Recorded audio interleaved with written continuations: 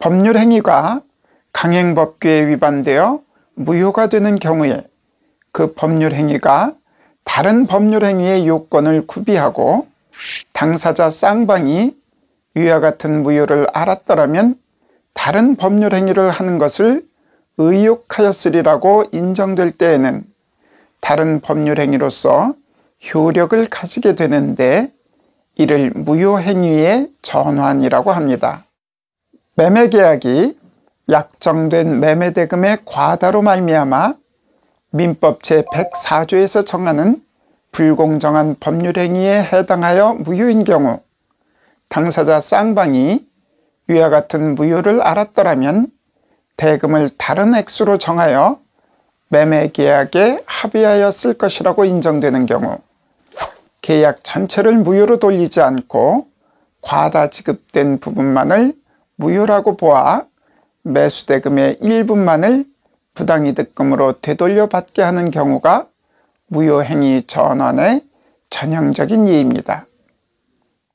남의 자식을 자기의 자식으로 출생신고한 경우 비록 친생자 관계가 발생하지는 않더라도 입양으로서의 효력이 인정되는 것 역시 무효행위의 전환이 인정되는 예입니다.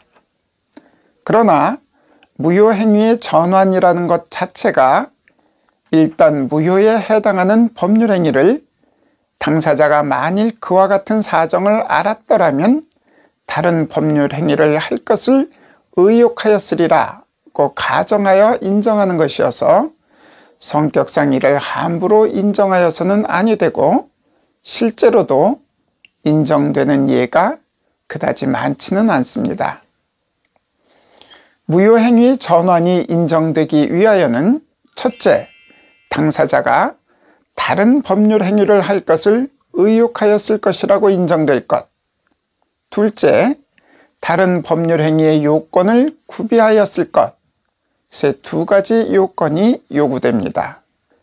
특히 전자의 이른바 전환의사는 당사자가 법률행위 당시와 같은 구체적 사정 아래 있다고 상정하는 경우에 거래 관행을 고려하여 신의성실의 원칙에 비추어 결단하였을 바를 의미하는 것으로 그 법률 행위의 경위, 목적과 내용, 무효의 사유 및 강행법규의 입법 취지 등을 두루 고려하여 판단하여야 합니다.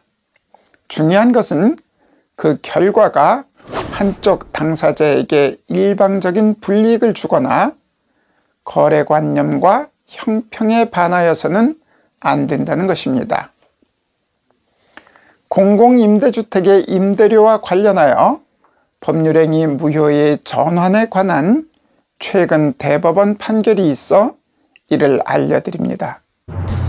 대법원 2016년 11월 18일 선고 2013-42,236호 판결은 공공건설 임대주택의 임대차 계약에서 표준 임대보증금과 표준 임대료를 기준으로 그 금액의 상호 전환을 하여 임대보증금은 표준 임대보증금을 초과하는 금액으로 하고 월 임대료는 임대보증금 차액에 소정의 이유를 적용한 금액만큼 차감하여 표준 임대료에 미달하는 금액으로 정하였으나 임차인의 동의 절차를 거치지 않아 위 전환의 합의가 무효인 경우 무효행위의 전환을 인정할 것인가, 유효한 법률행위로 전환된 임대차 관계의 내용은 어떤 것인가가 쟁점이 된 사안입니다.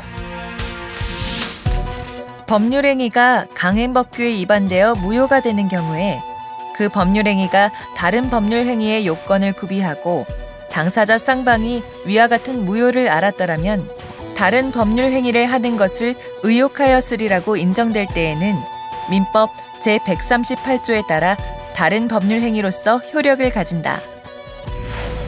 이때 다른 법률행위를 하였을 것인지에 관한 당사자의 의사는 법률행위 당시에 무효임을 알았다면 의욕하였을 가정적 효과의사로서 당사자가 법률행위 당시와 같은 구체적 사정 아래 있다고 상정하는 경우에 거래 관행을 고려하여 신의 성실의 원칙에 비추어 결단하였을 바를 의미한다. 이는 그 법률 행위의 경위, 목적과 내용, 무효의 사유 및 강행법규의 입법 취지 등을 두루 고려하여 판단할 것이나 그 결과가 한쪽 당사자에게 일방적인 불이익을 주거나 거래관념과 형평에 반하는 것이어서는 안 된다.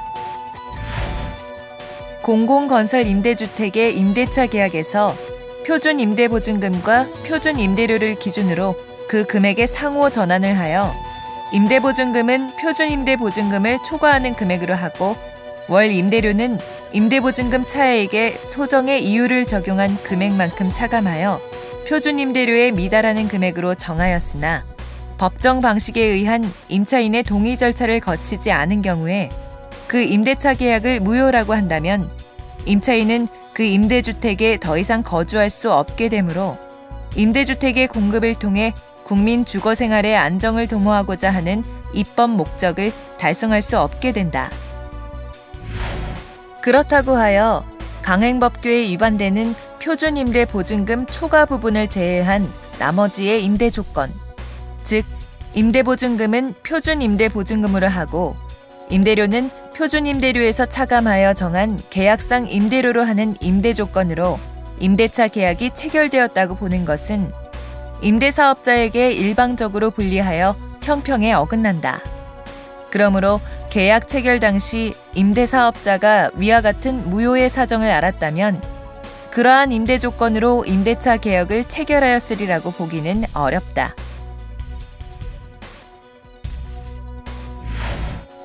결국 건설교통부 장관의 임대주택의 표준임대보증금 및 표준임대료 고시에 의하여 산출되는 임대보증금과 임대료의 상한액인 표준임대보증금과 표준임대료를 기준으로 계약상 임대보증금과 임대료를 산정하여 임대보증금과 임대료 사이에 상호 전환을 하였으나 절차상 위법이 있어 강행법규 위반으로 무효가 되는 경우에는 특별한 사정이 없는 한 임대사업자와 임차인이 임대보증금과 임대료의 상호 전환을 하지 않은 원래의 임대조건, 즉 표준임대보증금과 표준임대료에 의한 임대조건으로 임대차 계약을 체결할 것을 의혹하였으리라고 봄이 상당하다.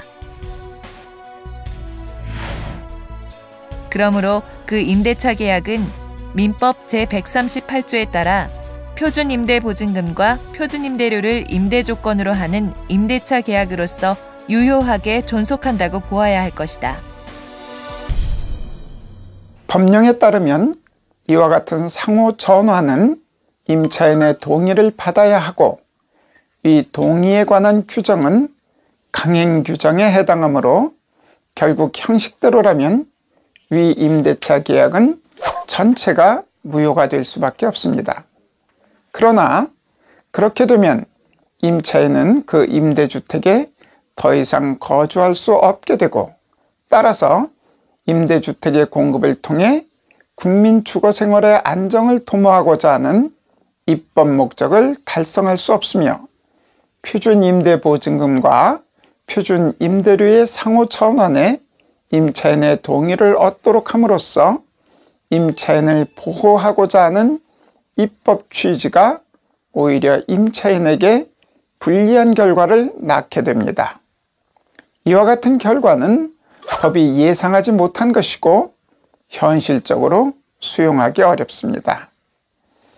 이와 같은 사례에서 대법원은 무효행위의 전환에 관한 법리를 가지고 문제를 해결하고 있습니다.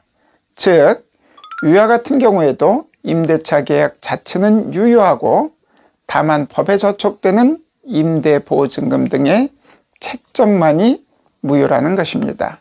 다만 그 경우 강행법규에 위반되는 표준임대보증금 초과 부분을 제외한 나머지의 임대조건, 즉 임대보증금은 표준임대보증금으로 하고 임대료는 표준임대료에서 차감하여 정한 계약상 임대료로 하는 임대조건으로 임대차 계약이 체결되었다고 보는 것은 임대사업자에게 일방적으로 불리하여 형평에 어긋남으로 받아들일 수 없고 특별한 사정이 없는 한 임대사업자와 임차인이 임대보증금과 임대료의 상호 전환을 하지 않은 원래의 임대 조건, 즉 표준임대보증금과 표준임대료에 의한 임대 조건으로 임대차 계약을 체결할 것을 의혹하였으리라고 봄이 상당하다는 것이 대법원의 판단입니다. 결국 위 임대차 계약은 민법 제138조에 따라 표준임대보증금과 표준임대료를 임대 조건으로 하는 임대차 계약으로서 유효하게 존속한다고 보아야 한다는 것이 대법원 입장입니다. 위 사례에서 표준임대보증금 초과 부분을 제외한 나머지 임대 조건, 즉 임대보증금은 표준임대보증금으로 하고 임대료는 표준임대료에서 차감하여 정한 계약상 임대료로 하는 임대 조건으로 임대차 계약이 체결되었다고 보면 훨씬 더 임차인에게 유리하고 임차인을 보호하는 것이 될 것입니다.